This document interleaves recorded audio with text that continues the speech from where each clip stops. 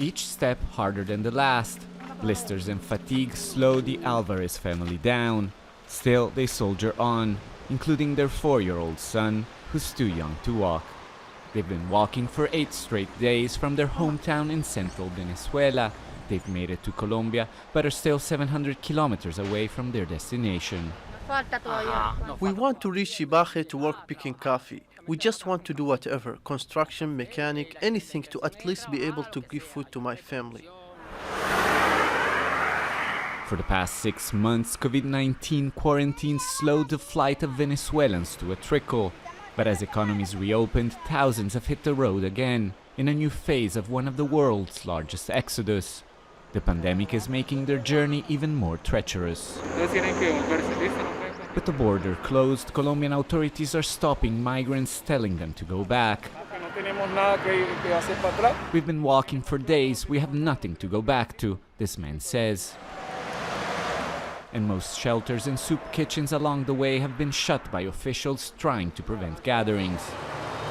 In Pamplona, city 2,300 meters above sea level, hundreds are sleeping on sidewalks, braving cold temperatures.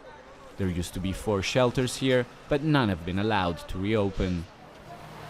Colombia's immigration authorities believe at least 200,000 Venezuelan immigrants could enter the country by the end of the year. But advocates say Colombia is ill-prepared to deal with their arrival.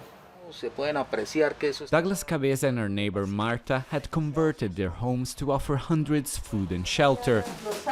Now they're forbidden even to lend them mats to sleep in the street.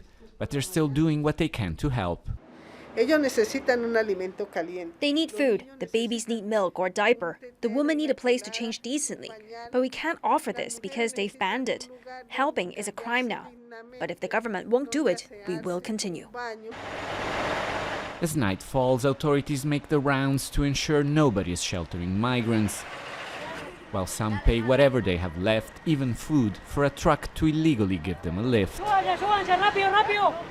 After 12 hours on the road, David and his family also made it to Pamplona, only to find the shelter closed. I don't know what we will do. I guess just stay here on the street, because what other option do we have? Colombian authorities are doing all they can to keep Venezuelans from coming, but the forces encouraging the migrants to flee, poverty and hunger, are much stronger. Alessandro Rampietti, Al Jazeera, Pamplona.